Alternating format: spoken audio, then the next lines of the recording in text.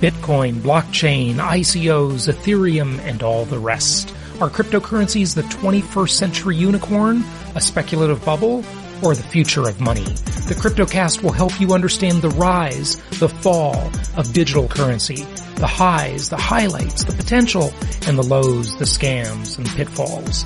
I'm your host, Jason Hartman, and we'll talk with some of the biggest names in the space. CryptoCast is your resource for all things crypto. Let's go. It's my pleasure to welcome Dr. Steve Turley to the show. He is an internationally recognized scholar, speaker, and author of so many books, about 20 of them, give or take. He's one of the most exciting voices in today's intellectual dark web. He has a very popular YouTube channel with over 400,000 subscribers, New York Times bestselling author of, again, many, many books, including The New Nationalism, How the Populous Right is Defeating Globalism and Awakening a New Political Order. Obviously, we've seen this spread around the world and certainly in the U.S., with another election coming up. I think there's a lot to talk about, civil unrest, all kinds of crazy stuff. Steve, welcome. How are you? I'm great, Jason. Thanks so much for having me here. It's wonderful. Thank you. It's good to have you. And you're coming to us from Delaware. Is that correct? I am, right? It was through no fault of my own, I like to say. Yeah, well, hey, it's a desirable business climate. That's for sure. That's true. We're the corporate capital of the world. That's right. Absolutely. More corporations squeeze into that tiny state than any other place. That's right. Us in Nevada, I believe, right? Yeah, you in Nevada. Yeah, and there's a couple others. But, you've also got a book with another interesting title, The Abolition of Sanity. Mm-hmm. And, I think nowadays it is really amazing. First of all, maybe I'll comment, just the lack of critical thinking ability among the populace. You see reporters stick a microphone in someone's face and you kind of can't believe it. I mean, didn't these people go to school? They have no sense of history. I mean, it's just really amazing. Is that part of the new nationalism movement? Yeah, in terms of the backlash against that, absolutely. One of the major developments over the last 3 decades has been the comeback of what's called classical education. So this is the education of our founding fathers. It really was the education of Western civilization for a good 1,500 years. In its Christian form, it goes back 2,500 years in its Athenian form, its Roman form, technically known as paideia. We use the word for pediatrician. How do you raise a child? Right. And back then, they believed that critical thinking was logic was essential to understanding the world. There was actually a stage in your education known as dialectics, and the term is dialectio, to speak back and forth, to be able to listen to each other and to be able to converse with each other, to conversio. We've lost that. That's died over the last few decades, because largely through a lot of modern educational theory that's more or less been kind of pushed away by a growing movement of homeschoolers or these classical schools and the like, who are saying, you know what, let's go back to those basics. Let's go back to some critical thinking so that we can actually talk to each other again and think soberly about life. And well, so you would think all the open-minded people on these college campuses would, you'd think they would like this idea, right? And debate would be this healthy thing. They just squash debate, it seems like. Absolutely, yeah. Debate is just, from this vantage point, what you're talking about on a college campus is just another expression of white supremacy. Unfortunately, that's how people think today. It started in the 1960s with what's called the multicultural movement. And it really came out of the Frankfurt School. They came out during World War II. They were a bunch of very radical left-wing Marxists who ended up at Columbia University and a number of other universities. And they started teaching the idea that Western civilization is inherently oppressive. And they tried to form actively a coalition of the oppressed. So it would be a multicultural coalition that would point out all the sins of Western civilization. So they got rid of the classical liberal arts canon, liberal in the good sense of, liberating the mind to read the good books and understand good music, poetry, and the like. This is the world of, given your channel, this is the world of Adam Smith and classical economics and the like. And they got rid of all of that and instead replaced it with really a radically sort of cultural Marxist curriculum. And I think in many ways we're reaping the whirlwind of that. Okay, we are, but tie in a couple things for us. There's the Frankfurt School. There's this cultural Marxism concept that, we're now hearing more and more about. And then there's the Christian philosophy of education, I guess, and then Athenian before that, as you mentioned. But kind of tie some of these things together. What do they have to do with each other? And then of course Marxism. So how did we get from Western society is bad? Okay, Marxism would oppose that. That's obvious. Where do the other factors come in the Frankfurt School, and then what specifically is cultural Marxism? Yeah. Versus usually people think of Marx as an economist, of course, right? Right. You got it. So there's a change there. All right, let's see how we can boil all that down. Let's unpack these things. Let's unpack that, shall we? It's great. Let's start with that sort of classical, Western civilization, Christian education. Basically, the classical conception of the educated mind. So when I say classical, I'm talking about Athens, Jerusalem, Rome, going all the way up to, say, like the 18th century and the founding of our republic and all that good stuff. The kind of education that marked our civilization was one that centered on what we call wisdom and virtue. So wisdom was understanding the divine meaning and purpose in the world. It generally was a Christian theistic conception, but it could be translated into Jewish terms, Islamic terms, Hindu terms, because all forms of education up to about the 18th century believed the world was filled with divine meaning and purpose, which provided the pattern for how we ought to live our lives. And if we conform our lives to that divine meaning and purpose, we've cultivated what's called virtue within ourselves. And we line up that virtue with wisdom. Wisdom is understanding that divine meaning and purpose. The framers refer to it in the Declaration of Independence, talking about nature and nature's God. We hold these truths to be self-evident, that a rational mind can see that the human person has innate dignity and worth, that the world has a moral obligation embedded within it, and we're supposed to conform our lives into a harmonious relationship with that divine meaning and purpose. And our curriculum, our school curriculum, we're mediators to facilitate that harmonious relationship. And so the basic characteristic of that worldview was a radical continuity of time. To be a conservative, for lack of a better term, because I think this kind of education was conservative, to be a conservative in the broadest sense of the term was to be a traditionalist. And a traditionalist is one who believed that there are certain beliefs, ideas, and practices of the past that are indispensable to our human flourishing in the present and the future. So you see this lovely continuity between past, present, and future. It's not like traditionalists are necessarily stuck in the mud and just living in the past. I'm sure that can happen, but conservatism and traditionalism has the future every bit as much in view as the past. But what they do is they see a continuity going on there. What happens in the 18th century is very fascinating. It's in Europe. It's going on in Europe. And it's called the Enlightenment. We all know it. And what came out of the Enlightenment, however, was this notion of modernity and the modern world. So now, 1800s.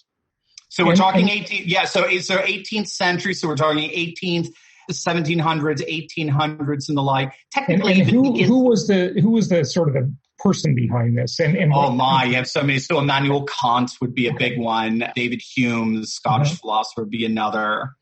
And what is so characteristic about this movement is they believed that they could redefine knowledge in such a way that excluded anything that couldn't be scientifically verified.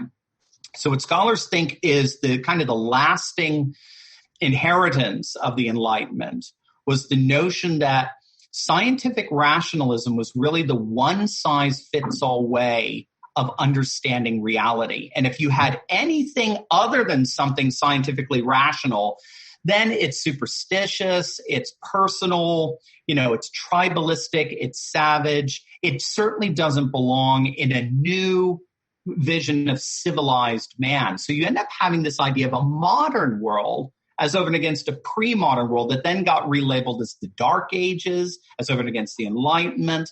And so what you'll notice there, what's so fascinating, is in contrast to the way we did Western civilization for all those centuries, now you're seeing a radical disruption in history.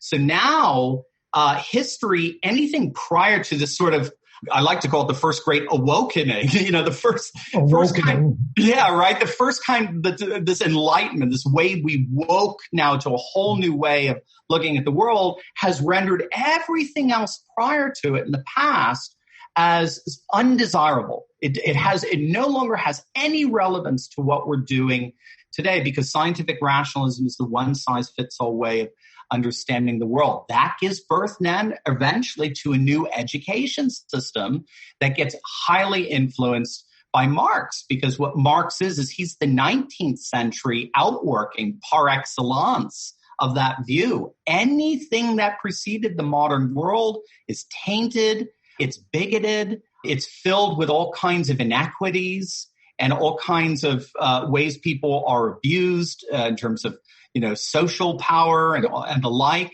So these modernists then, would it be fair to call them modernists? Mm-hmm, absolutely.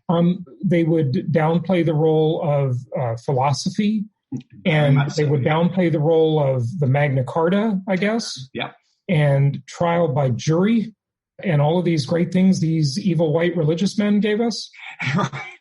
That's right. You got it. Because again, anything prior to the Great Awakening, and it happens first in the 18th century in that sense, is now deemed to be, inescapably tainted with all kinds of superstitions and social evils and the like.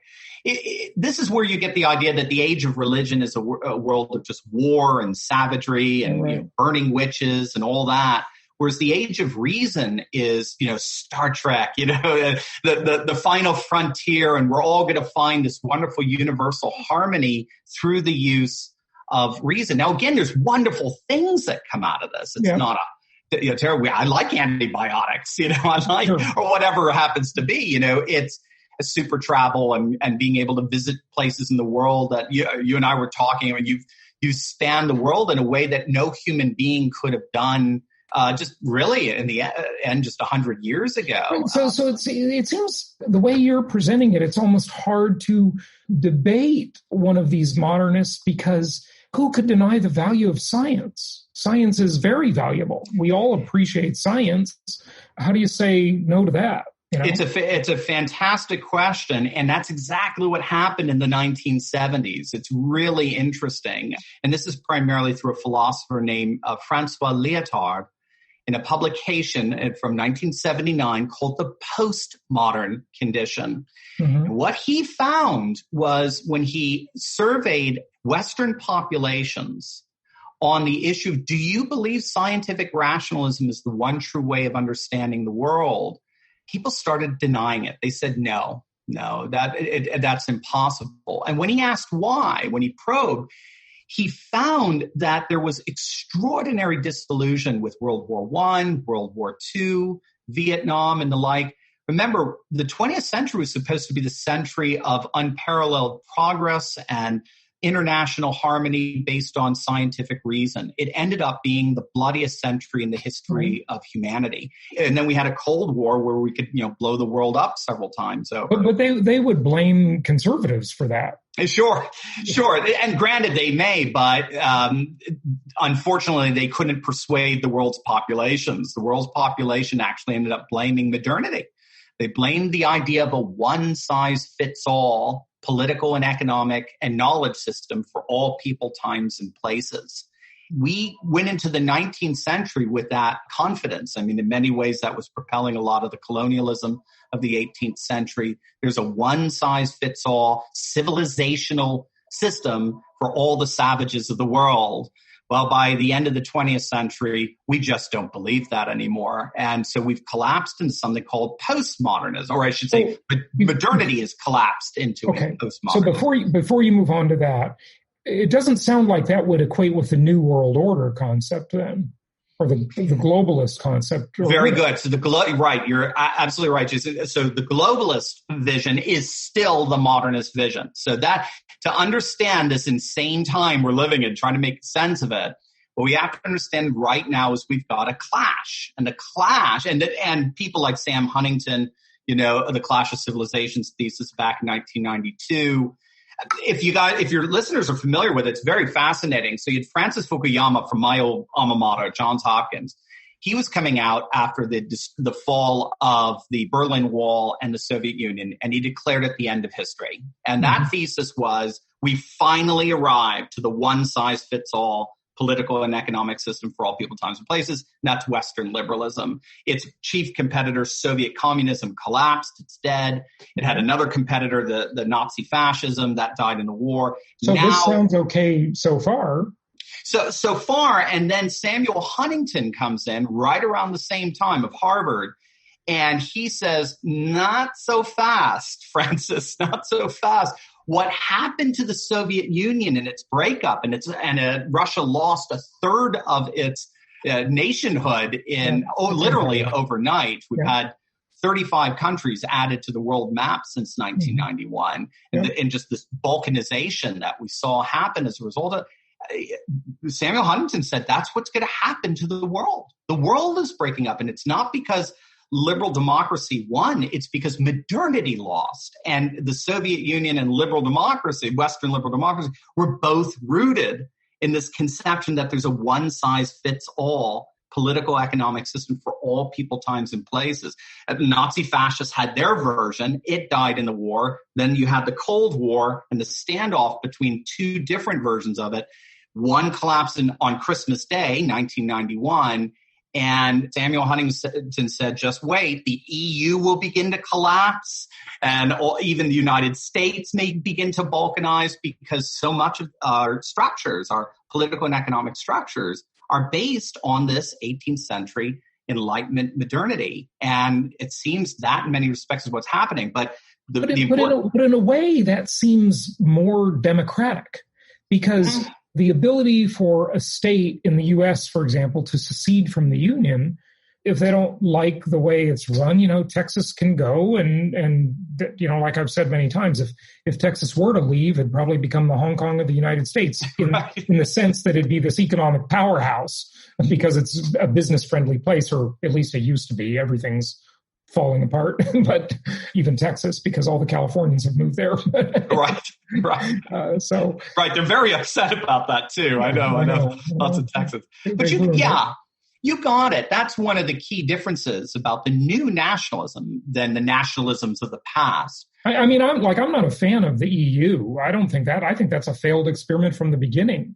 You've got slacker countries, if you will, with productive countries. And it's like a welfare state. They don't want to pull the weight of the slackers that, want to take a siesta every day or retire at 48 years old. That just doesn't work. And you can't put all these currency, make this all one currency. I mean, it's just impossible. Yeah. You're articulating the argument of Nigel Farage in 2016. And when June 23rd, more Brits came out and voted to leave the EU than had ever voted for a British politician in history. Right. So where would so that's a nationalist concept. That's a nationalist. By the way, I was all for Brexit. I think that on Facebook, I wrote, when it happened, congratulations, Britain got their independence. We got ours 240 years ago or whatever. Right. Now they got theirs. That was true taxation without representation, basically. Yeah. Oh, absolutely. Yeah. No, you got it. So would I be agreeing with a modernist then? You'd be agreeing with a postmodernist. So the modernist is the EU. Modern is the one-size-fits-all. Modernity is dead.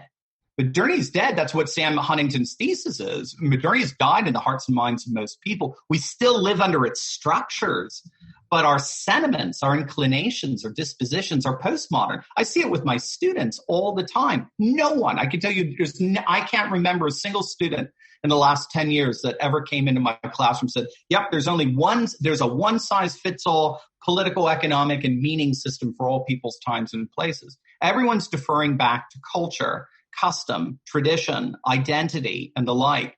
And that's post-modernity. And so post-modernity is breaking up modernist structures. And it can be good, it can be really neat stuff. i.e. Brexit and the like. Or it could also end up in a lot of conflict like we saw in the Balkanization situation in the late 90s.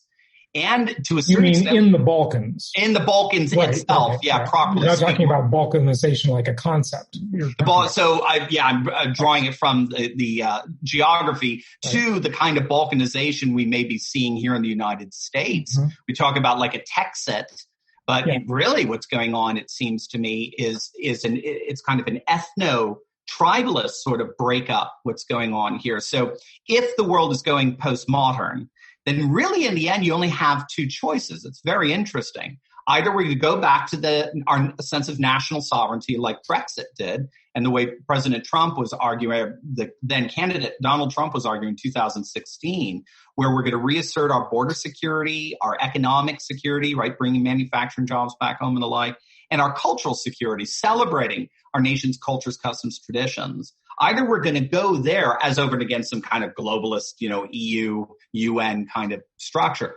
or we could break up even further in what are called ethno-nationalisms or tribalisms. And that's really seems to be the new battle lines that's forming in a postmodern world. And I think that's how I understand Black Lives Matter movement, La Raza, and a number of other movements. There's only one group that doesn't have representation in this era, and that is yours truly. The white male, Because, and Jason, that goes back, interestingly enough, to the Frankfurt School, because you had someone like Herbert Marcuse who wrote his work on tolerance, and you can read it online. It's from the 1960s. Most scholars think it's the beginning of political correctness. It's a treatise for political correctness. And he said the only way you're going to overthrow the dominant Western cultures, creating that coalition of minorities we were talking about. But he knew that coalition of minorities had nothing to do with each other. So they needed a common enemy. And for him, the common enemy was the white male. And that's why white supremacism and male patriarchy are blamed for every sin under the sun. So that's how it sort of ties together there. So you really think, as much as we've got this diversity training and multiculturalism and these mass immigration movements into, European countries, into the U.S., of course, that's actually backfiring, or these are cross currents, so it's complicated, of course. Exactly. But you look at what's happened in Sweden, and it's a disaster. The crime rate has soared. And, I know I'm going to get some email from some person that doesn't understand, that doesn't really look at the real news, that doesn't follow Peter Sweden on Twitter, for example. Right. Yeah. I know Peter. Yeah. And just doesn't know anything because a lot of this stuff, it's amazing how a lot of this stuff just is not reported. These car burnings, torching cars in certain areas outside of Paris or in Paris suburbs. What's going on in Sweden, what's going on in a lot of these places, it's just not reported. It's amazing how powerful this force is. Like, everything you said is the opposite of what the globalists want to do. These super powerful people like the George Soros types of the world and maybe the Rockefellers and, whoever else, they want to, and UN Agenda 21, they want to force everybody together. And they want to have a one world currency and a one world government because it's just a lot easier to manage. Exactly. And as long as they're at the top of the, the structure, great for them. But it's the ultimate corporation. It's the ultimate globalist corporation. They're all globalists. It's interesting because this ties into the difference between economic Marxism and cultural Marxism. The fundamental difference between the two at one level is cultural Marxists made their peace with the economy. They made their peace with money. They're all billionaires today. The Brazilian philosopher Olavo de Carvalho loves to point that out. He said, you look at the top richest people in the world, and they're virtually all left-wing liberals. They're virtually all of them. I think I just read the other day of Jeff Bezos' ex-wife had just given all these billions of dollars to he gave $1.7 billion a day. Mackenzie Scott is seemingly a lot more generous than her ex-husband. It's actually really quite shocking how stingy Jeff Bezos is. Wow. And what a Scrooge he seems to be. Listen, I don't know the guy, obviously, but just from what you can see in the world, I mean, it took him forever to start a foundation. And listen, he doesn't have to give any of his money away. Okay. Right. I'm just saying, comparatively, the fact that, he wouldn't give people $15 an hour wages. The working conditions are not so great by any means. People, there's been a suicide at his company. I mean, it's with a note that this was the reason. I can't stand the pressure of working at Amazon. And of course he's built a great company. I mean, there's sure. But when you're that rich, don't you have a little obligation to give back, just morally speaking? In Western, right, from a vantage point of Western civilization, to whom much is given, much is required. Absolutely. And all of these people, they spout all these liberal ideas, but yet they have all these tax schemes where they pay no tax. They've got one entity in Amsterdam and another in Ireland, and they're pulling all this money, sucking it out of the economy that gives them all their money. It's completely ridiculous. I mean, Amazon is subsidized by the post office. We're all paying for their business. You got it. You got that's the internet that our government developed. That's the elite. So the political elite. They factor in big time with this. We were talking earlier about the Yellow Vest uprising in France. That's really what's pushing it. One of the reasons why the Republicans have been able to do so well over the last few years. Again, Republicans shouldn't even exist as a party if you think it through, especially as a nationalist party. If the world was as woke as our media tries to constantly present it as. And again, remember, this is a corporatist globalist media. They're very much part of this globalist. It's a Soros media. Exactly. So they're only going to put forward a pro-globalist vision of the world. But what we're finding is that there is a massive backlash against that, particularly among white workers, white working men without college degrees. They came out and voted for Trump at levels we've never seen before. So you had almost 200 counties in Wisconsin, Iowa, Michigan, Pennsylvania, Minnesota, the so-called blue wall that voted Democrat for the Democratic presidential candidate in every single election since the 1980s. Turn around and vote by a 20-point margin for Trump. And we're seeing the same thing in Europe. We're finding that it's the white working class that tends to be voting for the nationalist populist parties. They've defected from the left. Labor in Britain does not have Labor as a constituency anymore. Post-Brexit, they all defected over to the Conservative Party or to the Brexit Party. The two groups that need to defect from the left are the African American community and the Hispanic American community. I mean, the Democrats are screwing those two groups. I mean, it's terrible what they've done. They've just ruined, entire demographic cohorts. It's unbelievable. That's one of the things that is another thing, getting the message out in this kind of media environment is almost impossible. Sure. But the old media is doing a fantastic job. I think the network society, scholars like Manuel Castells and Jan van Dijk, these very interesting scholars, they're scholars of the internet.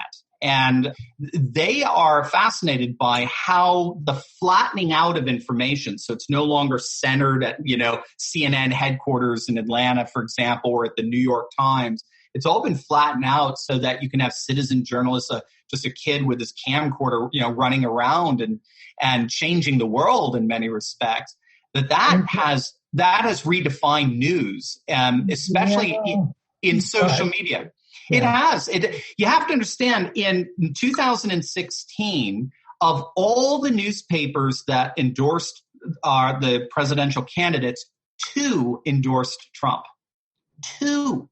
The mainstream media had a monopoly against Trump, and he won. And he didn't just win. He's the first Republican since 1988 to get over 300 electoral votes. Mm-hmm. So there's something going on there where the media, every poll over the last 20 years shows that the media's trustworthiness has imploded. It's terrible. The media people don't trust it anymore. And so they're going to podcasts like yours, channels like mine and the like, to get a sense, not just to get lectured to, but to actually participate in the understanding and the discussion of our world and what's really going on. And that's killing the major mainstream Marxist media, as I like to call them. A couple things there. I would love to believe that is happening. However, unfortunately, the tech tyranny we're all living under is trying its best to defeat that. Yeah. The disgusting Twitter organization, Facebook, Google, these are the scariest companies on earth. They are censoring medical treatments, literally killing people. Literally killing people or making people suffer, That's least. Right. They are squelching speech. Jack Dorsey is threatening to shut down the president of the United States Twitter account. I mean, this is unbelievable. Yeah. It's absolutely unbelievable. Now, but think about it, though, Jason. Can you imagine if Trump opened up a Parler account or a Gab account or something like that? He hasn't done that yet. But if he they'd all rush the Gab. I don't even know what Parler is. But so these are these alternative kind of Twitters, alternative Facebooks, and so for alt tech, as it's referred to, as opposed to big tech. They'll only be alt tech for so long. They can end up popping literally overnight, and so it'll be interesting to see. It is frustrating. I do find, and with my channel, I try to be a corrective to a lot of the pessimism that's out there. So I swing over to the other side, but I do like to remind everyone we are in a clash between postmodern resurgent nationalist populism on the one hand against this, this very stubborn hangover from modernity called globalism on the other. And the clash could be very, very frustrating. But in the end, the modernity upon which they base their lives has died. It's rotted out. And if the roots are rotted out, it's only a matter of time before the globalist roots rot out as well. I hope you're right, but I'm not so sure. I mean, look at the age demographics. I mean, you look at the I don't know what the Gen Zs are like yet. I don't think anybody knows for sure what they're like. Generation Z, the youngest group, but the Gen Y, the millennials, we know what they're like. Okay. And, and I'm a Gen Xer, so I'm a little older than a millennial. These people have been brainwashed by just crazy educational concepts. And, they just squelch free speech everywhere you look, and they're going to be running the world in a pretty short time. So okay. So good. So you have, all right. So we'll be good economists here, right? All right. So you're assuming a static profile for the rest of their lives. That's not what we see. So Matthew Goodwin and Roger Eatwell, in their study on nationalist populism, they're British scholars, it was published in 2018. They found studies that found that we become, on average, about 1 or 2% more conservative per year after age 21. That's happened before, and maybe you'll be right about that with millennials. Maybe they'll grow up, but I don't know. Yeah, but I've seen it in just personal anecdotes with, someone I know very close to me, big Obama supporter, left-wing Democrat, never ever voted in Republican or conservative, and was having to sit through an HR presentation on what is it, the not white guilt, what is it, the new one now, white fragility. That's it, white fragility. And she had it. She said, that's it. I cannot take this nonsense anymore. It was a fascinating, anecdote into, and this person I would say is in late 30s, early 40s, and just has absolutely had it. This person's also reading Thomas Sowell at the moment too, which I thought was pretty cool on the show. He's brilliant. Yeah. Yeah, I thought that was pretty cool. So things are dynamic. And the thing to keep in mind is that globalism requires, and liberalism in general, requires a modernist conception of the world for it to continue.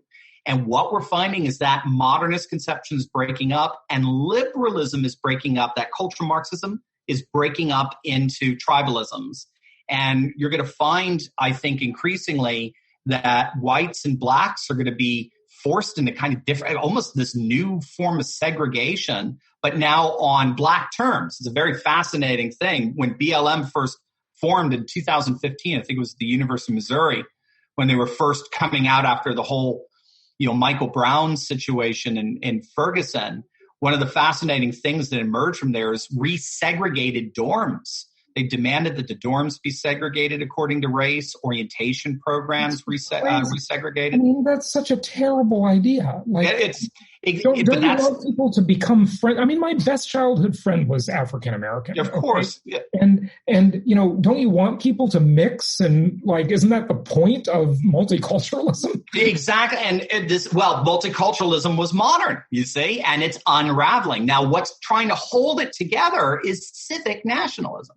90% of our nations are polyethnic, and civic nationalism has a flag and it has a national anthem and it has all these wonderful civic symbols that hold our country together in a unified culture, even though we may be of multiple ethnicities. Generally, there's a dominant, ethno-cultural tradition in there, but ethno-cultural traditions tend to be net positives. I like to point out to people that the last 20 years of sumo wrestling champions have either been Bulgarian, Estonian, Polynesian, or Mongolian. Japan went 20 years without a sumo wrestling champion. They ended that curse, that Boston curse. What's that? Won't be a country in 70 years. They don't have any children. Granted, that's something you can't now. Have a country without people. Period. Exactly. Well, one of the things we're finding in Europe is sort of the resurgence of, for lack of a better term, kind of these pro-life sentiments that are going on, where abortion is being highly restricted and people are actually being subsidized for having families. Hungary's doing this, Poland's doing this, Russia big time, and they're reversing their demographic decline majorly. As a matter of fact, if I recall, Hungary has seen a 40% spike in children just in the last 10 years since they started instituting that supplement, that practice. And so I think what you're seeing is nations having to come to terms with the fact that, look, if we're going to be really, really going to be modern and we're going to be hip and we're going to think, nation doesn't matter, culture doesn't matter, identity doesn't matter, we can all just be consumers and live in one big glorious, global mall. They suddenly realize they're not going to have a nation anymore. They're not going to be a people anymore. Italy is finding this out. And so what you're seeing is, again, a backlash, a postmodern backlash that's saying, no, nation, culture, custom, tradition are important. This is what gives our lives meaning and purpose. And no, we don't have white privilege. We have what's called inheritance. And inheritance is something we want to pass down to our children because we believe it'll give their lives meaning and purpose as well. That backlash is stronger than ever. And I think it's this clash that we're seeing that's going to play out into November and through the foreseeable future. Fascinating stuff. About 20 years ago, I wrote an article for a trade magazine called The Monologue Media versus the Dialogue Media. And remember, this is before social media, but it's interesting to see how this has played out 2 decades later. And basically, my thesis was the right side of the political aisle, the conservative side, controlled the blogosphere and talk radio. And the left side of the spectrum controlled the one-way media, the monologue media, whether it be newspaper publishing. Yeah, I know there's an op-ed page, big deal, but, largely it's one way. Book publishing, television, anything where you can't really call in and question ideas, was controlled by the left political side.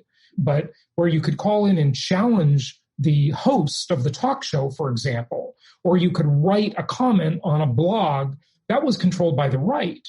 And the thesis was that the ideas on the right side of the spectrum could withstand the scrutiny of debate.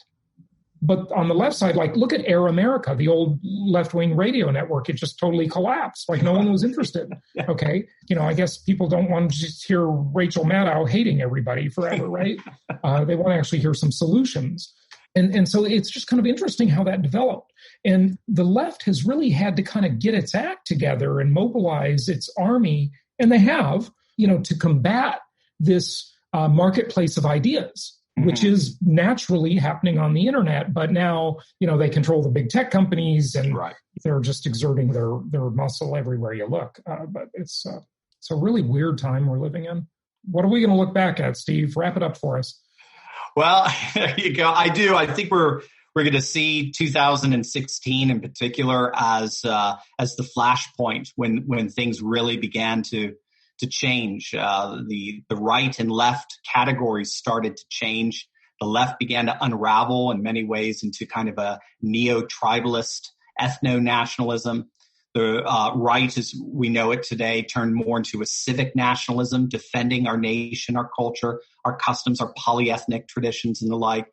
And in the end, I think it's going to go the way of civic nationalism. I think we're going to win. I do. I think, especially with the demographic revolution that's going on among conservative religionists, particularly Christians.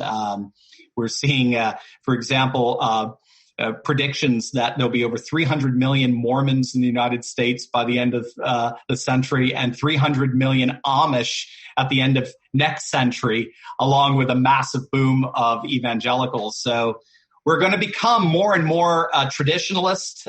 There was a joke in there somewhere. The United States is going to be evangelical, Mormon, and Amish. I know there's a joke in there. I haven't figured it out. It sure doesn't feel that way to me, but okay.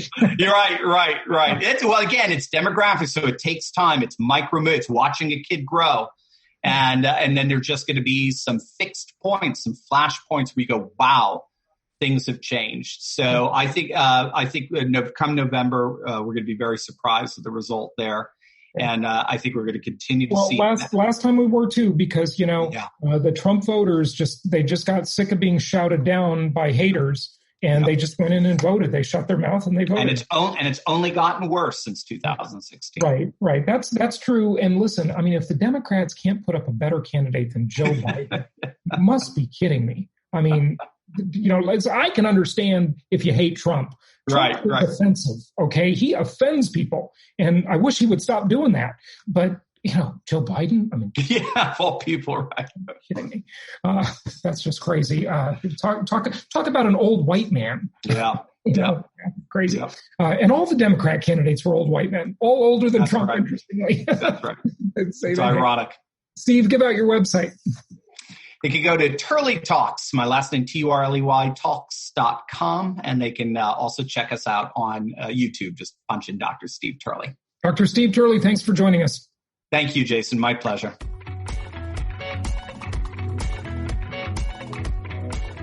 Thank you so much for listening. Please be sure to subscribe so that you don't miss any episodes. Be sure to check out the show's specific website and our general website, hartmanmedia.com, for appropriate disclaimers and terms of service.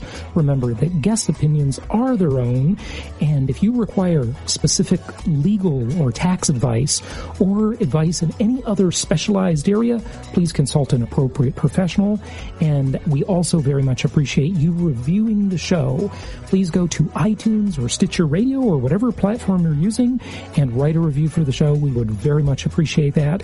And be sure to make it official and subscribe so you do not miss any episodes. We look forward to seeing you on the next episode.